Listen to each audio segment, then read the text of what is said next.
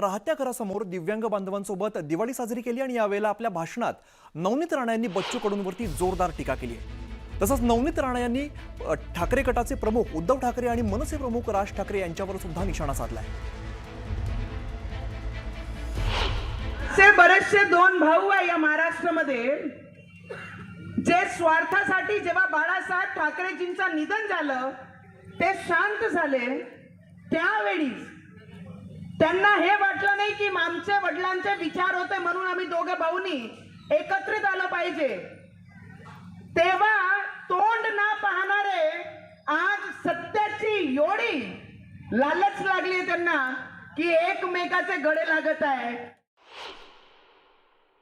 खुर्ची आल्यानंतर त्याच्यातून पैसे, करप्शन, मुंबई सारखे शहरांमधून किती मोठा पैसे खाऊ शकतो, तोड्या करू शकतो, कोणती कंपनीतून कोणते बिल्डरकडनं कोणत्या कंपन्याकडनं कसे पैसे घेऊ शकतो, फक्त एवढ्यासाठी दोन्ही भाऊ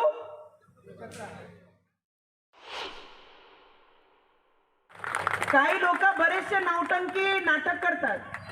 रवीजी, शेतकऱ्यांची परिस्थिती खूप बिकट आहे, खूप खराब आहे। आम्ही ग्राउंडवर फिरत असताना आम्हाला माहित आहे की शेतकऱ्यांची परिस्थिती खराब आहे।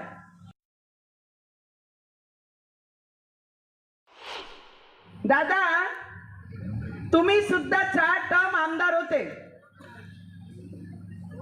तुम्ही 4 टर्म आमदार होते, तुम्ही मंत्री होत्या, तेव्हा तुम्ही शेतकऱ्यांसाठी तुमची पोटदुखी बाहेर नाही आली।